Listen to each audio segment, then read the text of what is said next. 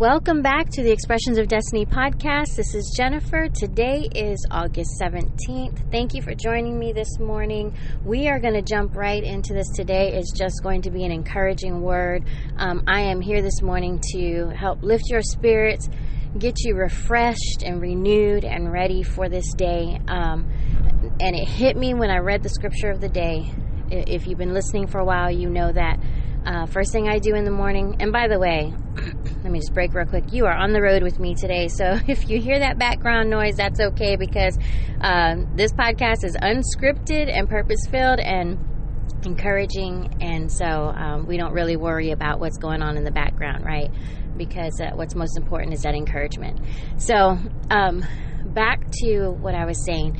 The first thing I do in the morning is I always open up my Bible app just to see what the verse of the day is. Why? Because that is my encouragement. Whatever it is that pops up, whether it's random or it could be scheduled out through the Bible app, maybe they share the same verse every year on the same day. Who knows? All I know is that when I read that verse, it is exactly what I need to hear. And so if you ever come to a point where you just need some type of lifting up every single morning, I would encourage doing that. I mean, there are a lot of people on my social media feed that do the same thing. The first thing they do is they post that verse or they post that encouraging word. And a lot of times we don't realize it, but they're not, I believe they're not just posting it for everybody else to see. They're doing it for the same reason that I do it, and that's to post it for ourselves. Because I want to see it. I need to hear it. I need to be reminded all day, day after day, of His Word and what it means in my life and what it does to help lift me up. So this morning's verse came from Psalms 23. And I believe it was verse 3. I don't have it open with me, obviously, because I'm driving. But there are some versions of the Bible that will say, He restores my soul. And there are other versions that will say, He refreshes my soul. Well, I love the Amplified because they always expand it, based on the actual meaning of the Greek or the Hebrew language. And it says, He restores and refreshes my soul. I'm going to let that car pass. Refreshes my soul. Restores and refreshes. And then for soul, in parentheses, it had the word life. Now, the reason why I love how they broke it down was because we think about our soul. We try to think so deep about what this means, but it really just means our life. It's what we do day after day. It's how we live. And it is literally our life source. It is, every breath that we take, every step that we take, every decision that we make, it's our life. And that's what mornings are for me, and I know a lot of times people will explain, if you ask them, what type of person are you when it comes to being productive, and are you a morning person, are you a night person, do you work better at night? Would you prefer to get up early in the morning and get everything done? And normally my answer is I'm definitely a morning person. I used to not be. I wanted to sleep. I didn't want to be disturbed. High school through college, early years of marriage, I absolutely loved my sleep. I still love my sleep. But there's just something different about mornings. I want to get up. I want to get things done. I want to move. And if I don't get those things done in the morning time, then I feel overwhelmed and tired and frustrated later on as the day goes by. But when I get up, if you get me moving, you give me some type of project, or I know I have some type of assignment for that day, I'm going to get up and get right into the meat of it, because I know that's when I'm going to give my best. And so in thinking about that, we kind of place labels on who we are, how we respond, what we think we're better at. And even by saying, well, I'm a morning person, I still have the power to change that. If I want to be a night person, or there's something specific coming up, an evening event, I can't just lean on that excuse, well, I'm a morning person, so I'm just not going to do anything at night. I'm not going to attend that event. If you ask me to come and do an evening event, I'm going to be no good to you because that's just not who I am. I am not a night person. I'm a morning person. We place those limits on ourselves in not allowing ourselves to change that and say, no, you know what? I'm not just a morning person. I'm not just a night person. I'm whatever it is that I have a desire to get done, I'm going to get it done and do it to the best of my ability. And so that's where we go back to the scripture. He, which is God, our Father in heaven, restores and refreshes my soul, our soul. He refreshes and restores my life. So how does he do that? All we have to do is ask. We literally can sit there in a moment of frustration, in a moment of exhaustion. And trust me, I have been there these past several weeks. But a moment of exhaustion and just feeling like I don't want to go any further. I wish I could just go home and rest. I'm tired. I don't really feel like getting up early in the morning. I don't feel like staying up late tonight, to get these things done. But they have to get done before I start my next day. We just don't feel like it. But it's in those moments that I have learned that when I stop and just say, Lord, help me. Refresh me. Restore the strength and the ability that I need to accomplish these things because they're important. I still have to get them done. But I can't do them on my own. And I need your help. If we truly believe that he can do that for us, then he will. I love my my father. I got to bring my father into this. He is a power napper, and we have laughed so many years at this because he will come in from working so hard, and I'm pretty sure my mom's going to hear this and she's going to tell my dad I was talking about him, but that's okay. But he will come in from working so hard, and he will just sit on the couch and crash. And a good 15 minutes later, he is up and energized and ready to go and do the next thing. And I think I've really taken on that trait as I've gotten older. I'm able to just lay down and close my eyes for a few minutes, and then I'm good. It's like I've had a supercharge, just a reviving in my spirit. I'm just ready to go. I just needed a moment. That's the same thing, and I'm sure he was clued into that special gift and that God gives us, even when we take a moment to just sit down with him, just separate from all of the busy, all of the craziness for a moment, just walk away from all of it and have a moment with our Father in heaven. I believe that's what my dad does when he closes his eyes and he takes his rest.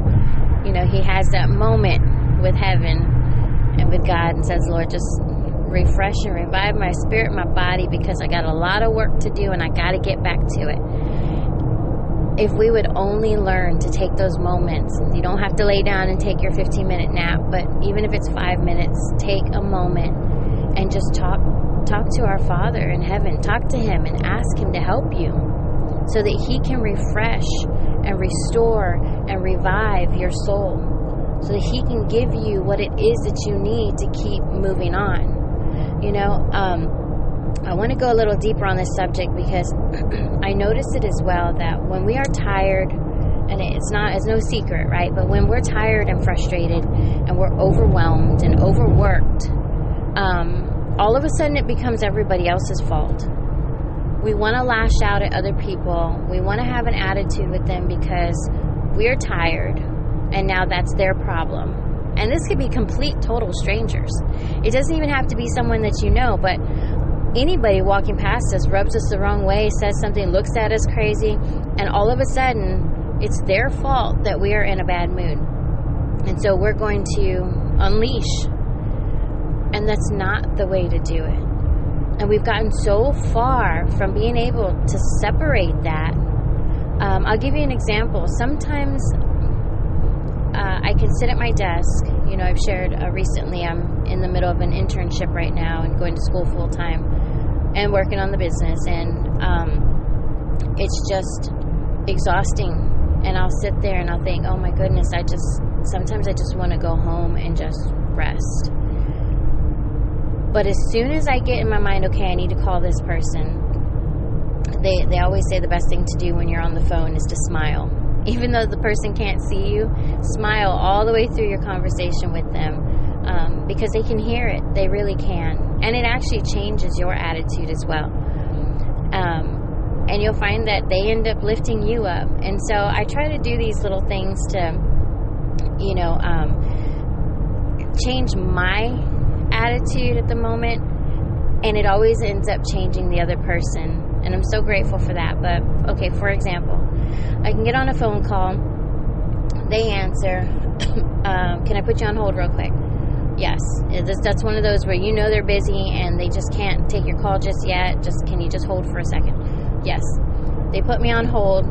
Sometimes I get that, you know, elevator music that you hear all the time. That's just can get a little annoying. And then sometimes I get a really good one. Like it's their whole jingle and ad for their company and everything else. And so, you know, when they come back, maybe 2 minutes later, oh my goodness, I'm so sorry. I didn't mean to keep you on hold so long. My response, I could usually be like, oh, it's okay. By the way, my name is so-and-so. Or what I usually do is, are you kidding? You could have left me on hold a lot longer. That music was like so good. Or your jingle, oh my, I forgot what I was calling you for because I was listening to what, you know, your company is all about. And so that usually will turn their whole how can I help you, into a laugh, a giggle. And then, you know, they'll get into the, you know, again, I apologize, I'm so sorry about that, how can I help you? And you just don't know what you're doing for that person to kind of throw them out of that rushed hurriedness and just have a moment to breathe. You know, there's other times where I'll be sharing with them some of the things that we're doing at this organization, and they want to ask a question and they're getting tongue-tied and they don't quite know what to ask, and they'll go, oh my goodness, I'm so sorry, my brain, it's just, I'm done for today. And we all know how that feels, you know, so I could either start re-explaining it or I could engage with them and say, listen, I totally understand. It's after 3 o'clock. I'm done too, you know, but I just want to thank you for taking the time to let me share this with you. Let me explain it another way. Or, you know, do you remember what your question was? Sometimes we just have to take a moment to pause and to be human in the most human way possible without the attitude, you know, without feeling like or sounding like our world is falling apart and it's the worst thing ever and, you know, I just don't even want to do this anymore in my life. It's because it's really just a moment.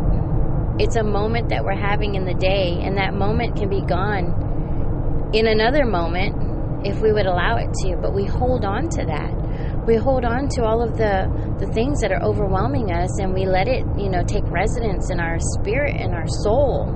We let it take up residence in our life. For what? For nothing. Just so we can sit there and be frustrated even longer.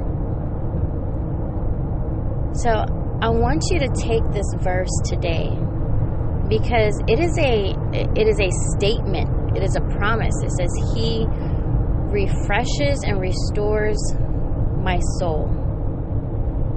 It's not asking if He does, but it's telling us that's what He does. He refreshes and restores my soul. So when you find yourself in those moments where you're feeling just defeated and just energy is gone, exhausted, worn out, feeling unappreciated, feeling like you just want to give up, because those moments come every day in our life, right? For so many different reasons. But when you come to those moments where you feel like that's where you're at, just stop.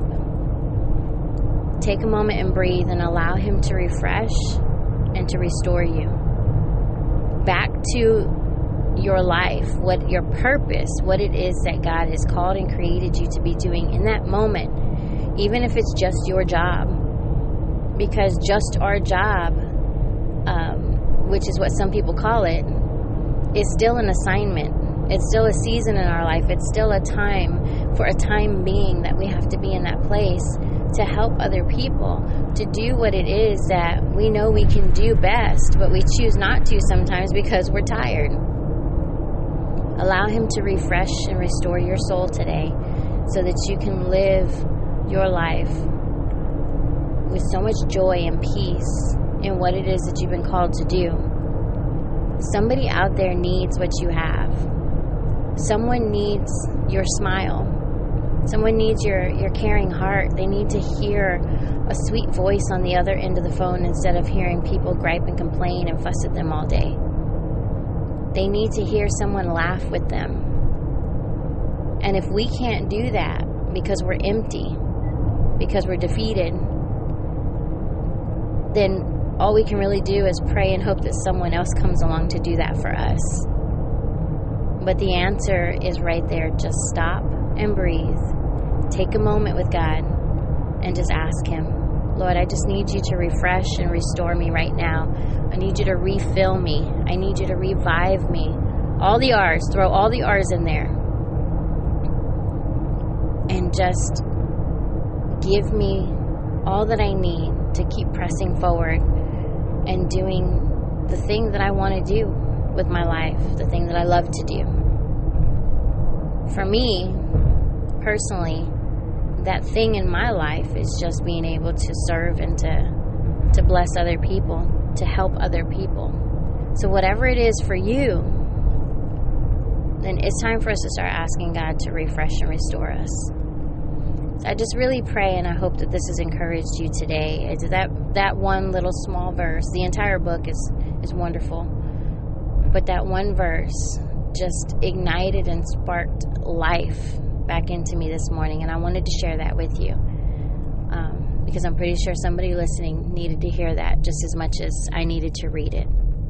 So I pray that you have a wonderful day. Thank you again for joining me on the Expressions of Destiny podcast, and until next time, God bless.